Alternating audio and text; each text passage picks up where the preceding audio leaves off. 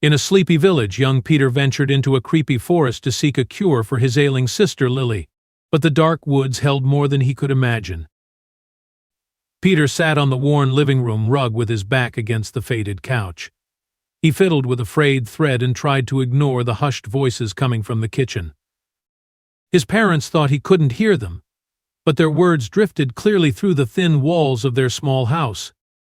"We just can't afford it, Marcus," his mother said in a strained voice. "The specialist in the city, it's too much."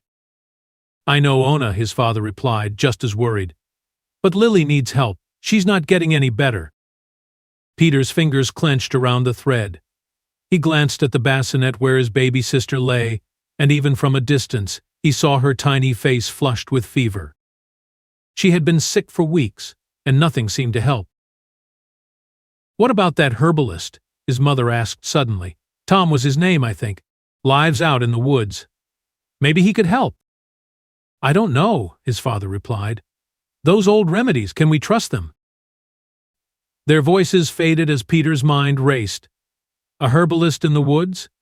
Maybe this Tom could help Lily where doctors couldn't. He had to try. The next morning, while his parents were distracted with Lily, Peter slipped out the back door. He clutched a small backpack filled with a water bottle, some sandwiches, and a flashlight. The forest, which began just a few yards away from his house, loomed before him, but he took a deep breath and plunged in. At first the woods seemed almost welcoming. Sunlight dappled the forest floor and birds chirped cheerfully overhead. But as Peter ventured deeper, the atmosphere changed. The trees grew taller with branches that blotted out the sky. Soon the sounds of birds were replaced by an eerie silence. Hours passed, and Peter's initial confidence waned. Everything now looked the same, and he had no idea if he was even heading in the right direction. But just as fear began to creep in, Peter heard something that made his blood run cold.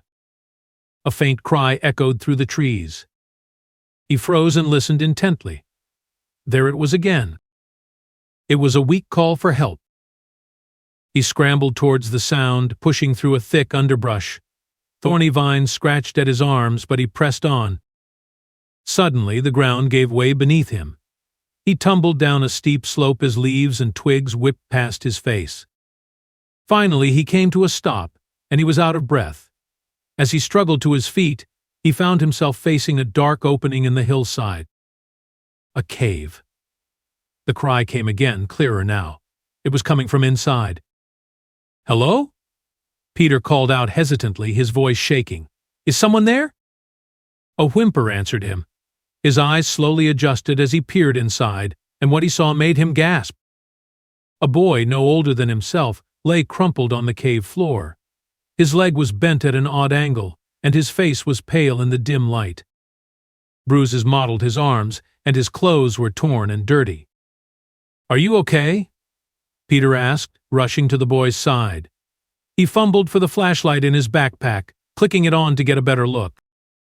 The boy squinted in the sudden light. "I'm Cliff," he said weakly. "I got lost, fell down here. My ankle hurts real bad." Peter helped Cliff to a sitting position and offered him some water from his bottle. "How did you end up in this cave?" he asked. Cliff's eyes darted away, looking almost ashamed. "I was exploring," he said, though his tone was uncertain. "Then I fell and couldn't get back out." Something about Cliff's story didn't quite add up, but Peter decided to push his doubts aside for now. The priority was getting help. "I'm Peter," he said with a reassuring smile. "I was looking for the herbalist who lives around here to get some help. But don't worry, I'll get you out of here, and we'll call for help first."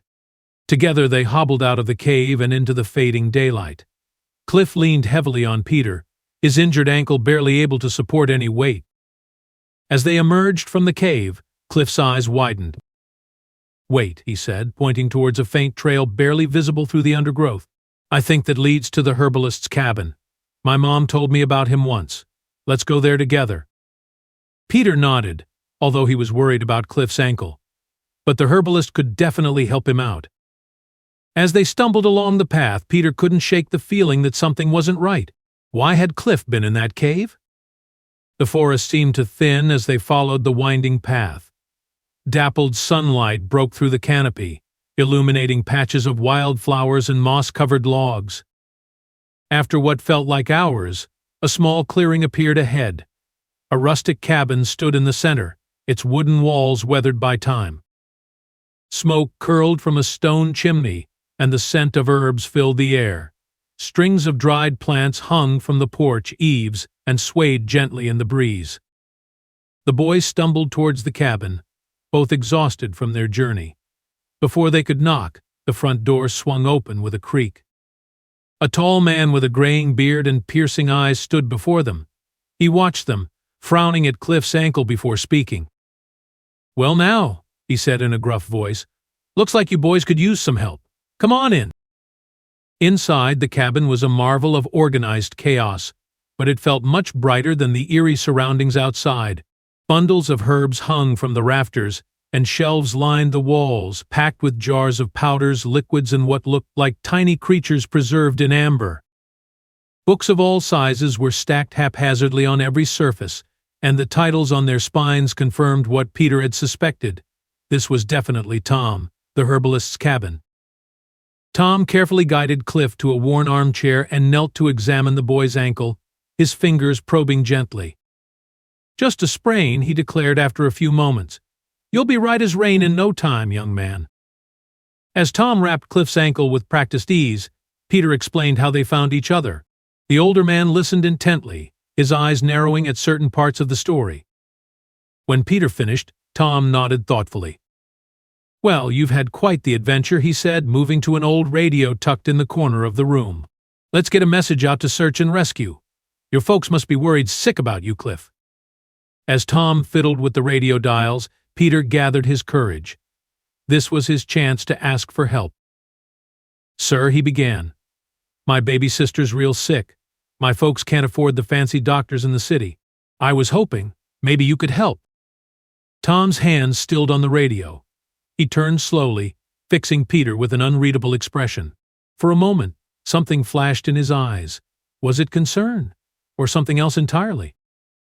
"I do what I can with nature's remedies," he said carefully. "But there are limits, son. I'd need to see her to know more." Peter nodded, trying to hide his disappointment. Before he could say more, a commotion outside caught their attention. The roar of an engine shattered the forest's silence, followed by the crunch of tires on gravel. A sleek black car had pulled up in front of the cabin. Someone stepped out of the SUV, causing Tom to gasp and turn pale. Peter looked closely and saw a woman wearing designer sunglasses and a bright dress.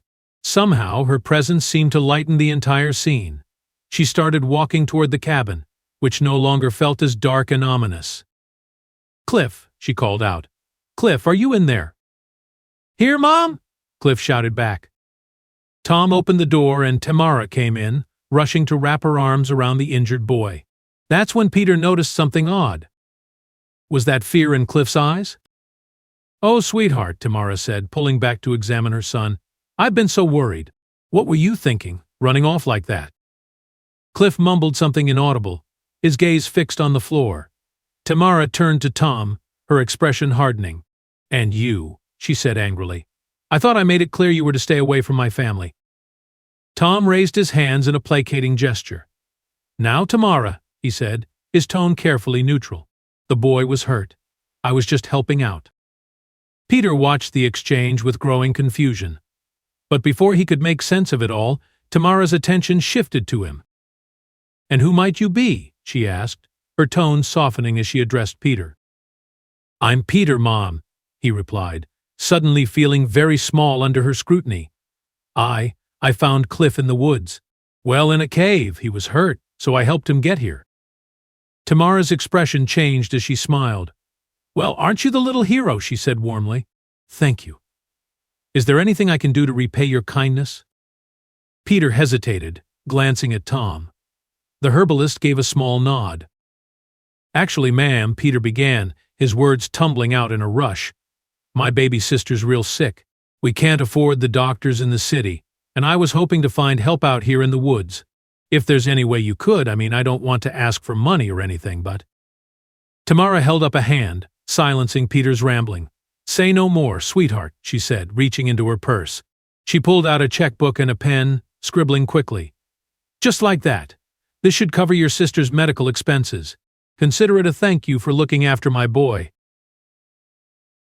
Peter's eyes widened as Tamara pressed the check into his hand. The amount written was more money than he'd ever seen in his life. I don't know what to say," he stammered. "Thank you, Mom. Thank you so much."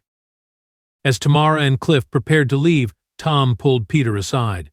"Time we got you home too, young man," he said quietly. Peter nodded, still stunned that a famous singer had given him money just like that. As he set out with Tom for the trek back to his house, Peter glanced back and saw Cliff looking longingly into the forest. What was that about?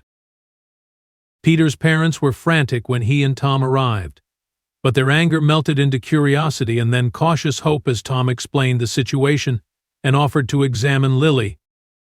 In the nursery, Tom bent over Lily's crib, his weathered hands gentle as he checked her temperature and listened to her breathing. He mixed several herbs from his bag to create a special pouch and showed Peter's mother how to do it. He placed it on the baby's forehead after. "This should help ease her discomfort," Tom explained, his voice low so as not to disturb the now sleeping Lily. "But I'm afraid she does need medical help. The money you've received should cover the treatment she needs." As Tom prepared to leave, he paused at the door, fixing Peter with an intense gaze. "You've got a brave boy here," he told Peter's parents, "and a fighter of a little girl. Everything will be okay now." With a final nod, the herbalist disappeared into the gathering dusk, taking with him several mysteries. Peter had no time to dwell on his thoughts as he showed his parents the check and told them what had happened in the woods. They scolded him for going alone but praised him for being brave and helping another boy. With the money, they were able to get Lily the treatment and medication she needed to get better. Her fever went down, and everything seemed right again in Peter's home. However, Peter couldn't shake a nagging feeling. There was something about the way Tom had looked at Tamara and the fear in Cliff's eyes when she arrived that piqued his curiosity. After all, she had been kind to him. What secrets lay hidden in those woods and between those people? Was there something in that cave? And would he ever uncover the truth behind his strange adventure? Peter knew, deep in his bones, that someday he would return to those woods, and when he did, he'd be ready for whatever awaited him there.